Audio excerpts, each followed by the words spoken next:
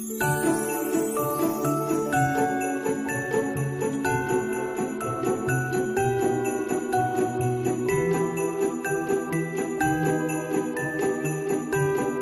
плакала, мне было ужасно. Я помню, я заболела и пару дней не пошла в школу, на что они прям так возмутились. Какого хрена ты лежишь дома? Я такая, я болею. Какого хрена ты лежишь дома? Короче, просто, знаете, вынос мозга. В этой семье было ноль сострадания, ноль какой-то заботы. Меня просто выкидывали в школу, вечером забирали, и дома я тоже сама по себе там тусила. Я там очень сильно поправилась, потому что у меня начались, я когда переживаю, я начинаю кушать. Я была с 8 до 4 в городе, сначала в школе, потом ждала, пока он освободится на работе, естественно, мне надо было кушать. Это обычно были булочки, кафешки, мне надо было где-то сесть, посидеть, например, да, и, естественно, я очень поправилась. На что мы, когда говорили с мамой, и я туда приехала 47 килограмм, в сентябре, а к декабрю стало 60, мама сказала, у меня пропали месячные, но мама на меня уже так конкретно поругалась, сказала, что надо это прекращать, это плохо для здоровья. И я села на очень жесткую диету, им это очень не нравилось. От слова «очень». Они прям очень психовали, очень ругались. У них дома был исключительно доширак, шаурма вечером. Иногда были салатики с рыбкой, но в основном это им было лень готовить. Это был доширак, шаурма. И в субботу, только в воскресенье они что-то готовили такое более-менее нормальное. Утром это были булочки, поэтому я ходила с ним в магазин и сама там себе выбирала, естественно, фрукты, овощи. У меня была очень жесткая диета. Я в итоге за месяц скинула 15 килограмм. Нет, меньше. 12. И он начал говорить, а ты сама плати.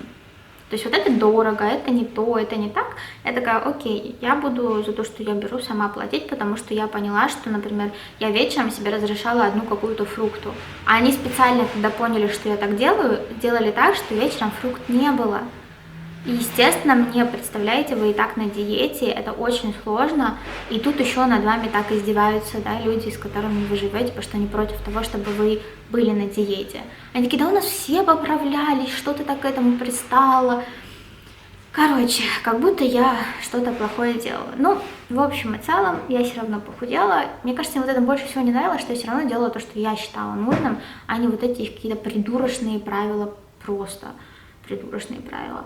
Но они также и со своими детьми, то есть нет, вот этой девочке можно было все избалованной, среднему, то есть, да, среднему мальчику не везло, потому что мама любила старшего, он был в институте, она когда с ним разговаривала, прям расплывалась, а этого всегда ему что-то тумаки доставались бедному, я в его сторону что-то ничего хорошего ни разу не слышала, чтобы они сказали, как он не приходил, они на него ругались. Короче, какой-то козел отпущения в их семье после меня. Так что родители из них еще, знаете, так спорно сказать, что они были хорошими родителями для своих детей. Вот были любимчики и были те, кому доставалось все то, что нельзя на любимчиков, да, спустить. Есть тот негатив, на кого-то же надо. Что еще там было такое интересное? Я вот что-то хотела сказать, надо было записать до дня рождения, просто моего, потому что день рождения был просто фейлом. Да, то, что эта женщина всем про меня говорила гадости. Бабушки с дедушками меня изначально, естественно, не взлюбили, хотя им ничего плохого не делала. Я помню, парикмахер к ним приходил домой, и у меня тогда были длинные волосы, на что она каждый раз, они у тебя такого плохого качества, их надо отрезать. Вот посмотри, какие у ее девочки. Я такая, ну, как бы у меня милированные, понятно, они не будут такими же хорошего качества.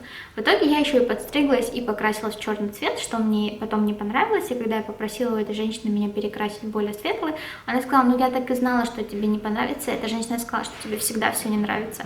Естественно, когда ты в 19 лет с блондинки переходишь в такую брюнетку прям сильную, тебе не понравится, ну, как бы, очень большой шанс того, что тебе не понравится. Это не было претензия к ее работе, это то, что я увидела, что, ну, как бы, мне не идет, я хочу опять поменять. То есть тут не было никакой претензии, но я наткнулась сразу, как будто,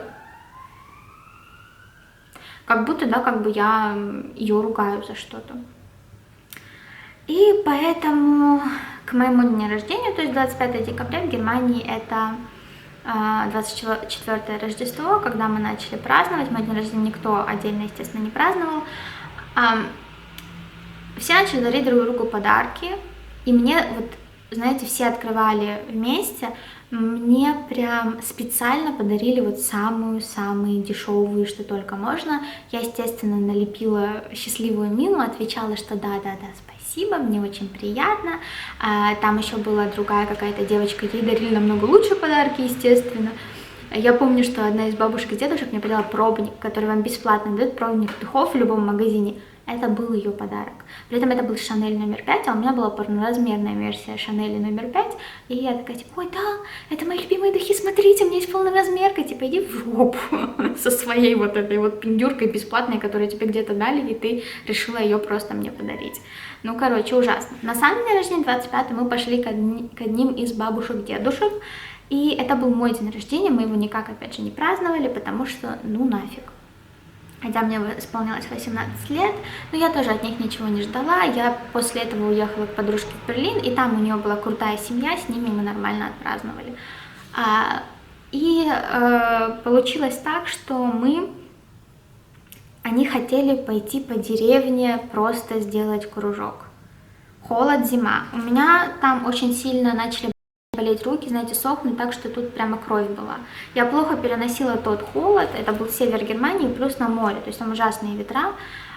И я даже, когда я помню, у меня кровь начала идти, я попросила бипантен, но мне дали только вазелин, ну да ладно. Я сказала, что я не хочу идти, я плохо переношу холод, я час просто с людьми, которых я даже как бы не очень люблю, ходить круг по деревне. Мое день рождения, я не хочу, меня заставили. Она прям сказала, нет, ты сейчас же пойдешь, встань. Короче, Добби был не свободен. Что сделал Добби, что мне оставалось? Одеть свою обувь и пойти с ними делать кружок по деревне. Еще у нас была очень интересная ситуация, сейчас камеру ты у меня скинешь. У нас была очень интересная ситуация, до этого я была у другой семьи по обмену, да, за год до этого. И мы с ними говорили, очередная наша ссора, и они мне говорят, вот мы с ними разговаривали, они сказали, что ты у них, вот мы такие хорошие, нас типа все любят, кто у нас был. Они тоже сказали, что ты ужасно себя вела. Я такая... А я с ними до этого, они же не знали, что я ходила каждый день в интернет-кафе все-таки. И я с ними переписывалась. Во-первых, я знала, что они не в Германии. То есть они такие, мы вчера с ними по телефону говорили. Я такая, откуда у вас их телефон номер? Нам дала программа, потому что это они мне нашли программу тогда. Нам дала программа, мы с ними поговорили. А мы до этого переписывались, такие, да, мы очень рады, что ты опять в Германии. Мы бы очень хотели тебя увидеть. Но пока мы вот волонтеры в кое-какой стране оба. И поэтому мы даже не можем как бы тебе позвонить. Как только мы приедем, я же тогда год собиралась там быть, мы типа обязательно приезжай к нам. И мы с ними даже там фотографиями, то есть я знала, во-первых, что они ко мне хорошо относятся, и во-вторых, что их вообще нету в Германии. Я такая сижу, говорю, правда, а звоните им сейчас, вот мне тоже интересно. Он такой, да без проблем. Идет, что-то там на телефоне набирает, долго стоит с умным выражением лица. Они не отвечают, наверное, их нет дома. Я такая, давайте потом позвоним. Естественно, потом никто не стал звонить, но вот это, знаете, вранье на вранье, на вранье, на вранье, оно меня просто под конец доконало. И последней каплей стало, мне в Грузии сказали, что мне нужно срочно на неделю приехать, чтобы не терять год в школе. Это уже отдельная история. И я им это сказала, на что меня, опять же, со скандалом выгнали из дому и сказали, что по визе я не могу вернуться назад, и что вообще, короче, я такая плохая. На второй же день меня просто с чемоданом высадили на вокзале. Я приехала в Берлин, попросила куратора мне помочь, у меня ни билета не было до Грузии, ничего, чтобы вы понимали, то есть 18-летний ребенок. Все равно я считала себя на тот момент ребенком в незнакомой стране, то есть я с чемоданом просто стою на вокзале, билета нету, ни хрена нету, денег тоже, то есть у меня не было карты тогда, мне мама наличкой переводила на его, то есть мама переводила на его карту, он мне давал наличкой. Наличка у меня была такая тоже как-то ограниченная, и в тот момент, что это все произошло за день, то есть как бы за вечер. Утром я уже стояла в Берлине на вокзале. Приезжает куратор, и такая, вы знаешь, я тебе, конечно, сейчас помогу, довезу тебя до аэропорта, но 30 евро. Оказывается, такси было дешевле. Я такая, да, конечно, что мне оставалось. Приезжаем в аэропорт, я сама себе покупаю билет, она сразу уезжает, и все, в общем, хорошо заканчивается. Я приезжаю в Грузию, меня везде они удаляют из друзей, в том числе дочь куратора. Что я потом узнаю, когда я уже в Грузии, то, что оказывается, моя виза-то, это не если выйду, я могу заехать сколько хочу, это вот этот Aufenthaltserlaubnis. То есть это не одноразовая виза, это не туристическая виза, у меня вид на жительство в этой стране. То есть меня просто не только они, а и программа ничего об этом не сказала. Конечно, я могла бы подать на программу в суд, но тогда у меня были экстерн экзамены, и мне было тоже уже не до них. Но то, что программа, конечно, на мне нажилась, программа ничего не помогла. Если бы я была сейчас, я бы, конечно, еще в самой Германии отстаивала свои правила. Если в договоре написано «я имею право поменять семью», значит, я имею право поменять семью, и вы должны мне ее найти. Но тогда я не была такой прям уверенной в себе. Да, для меня это вообще все было шоком. Все эти полгода я себя чувствовала как в каком-то заточении. Поэтому, да, я так не сделала, но надо было. И самой семье тоже сказать в тот момент, когда мне говорили, что это виза один раз заехать, один раз, точнее, если ты выйдешь, ты не можешь больше заехать, и тоже сказать, что за обман это тоже наказуемо, значит, вы хотели провести аферу, вы хотели на мне нажиться. Но да ладно, но да ладно. Я была очень рада, что это все закончилось. Это был самый ужасный день рождения в моей жизни, в котором надо мной еще и издевались.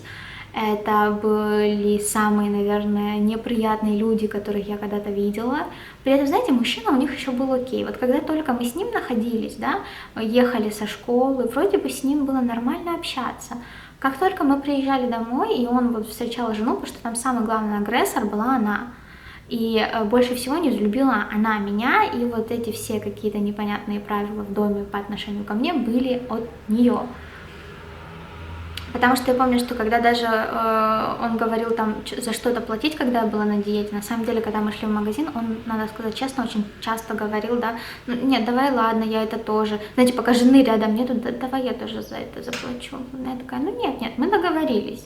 Давайте уже по чесноку, то, что вы там боитесь свою жену, это уже ваша проблема, но сам по себе, опять же говорю, мужчина был, ну, не такой стервозный, как его жена, и если бы, наверное, там была другая жена, то все бы у меня было хорошо в этой семье, но идти сводитесь.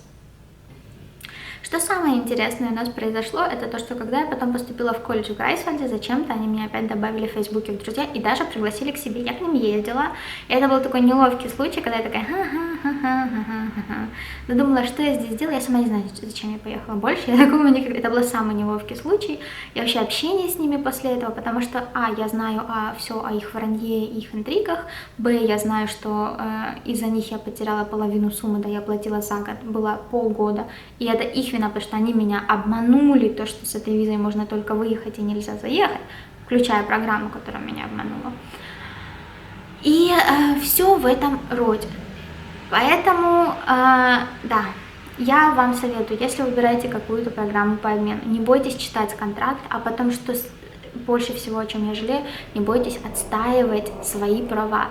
Если по контракту у вас есть права, значит, у вас есть права. Значит, так должно быть.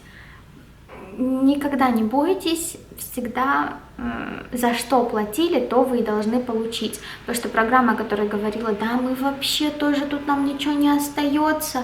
Вы знаете, как в Берлине все дорого. В театр мы купили билеты, кушать мы кушали сами, за транспорт, за трамвай платили сами. То один раз у нас был автобус. И жили в хостеле с 4 человеками, который стоит, оказывается, там 12 евро за койку. То есть 5000 евро вы хотите нам сказать, что там вам ничего не осталось? То же самое, да, семьи, которые говорят, да мы такие святые, мы вас берем просто так. Вообще, потому что мы такие добрые. Школа тоже была, оказывается, бесплатной. Ну, короче, это все было очень странно. Очень странно. I'd say rabbit's wish came true. Merry Christmas, everyone! Merry Christmas! And so, another Christmas came and went in the 100-acre wood. It had been a joyous season of giving for all our friends, but especially for a little bear named Winnie the Pooh.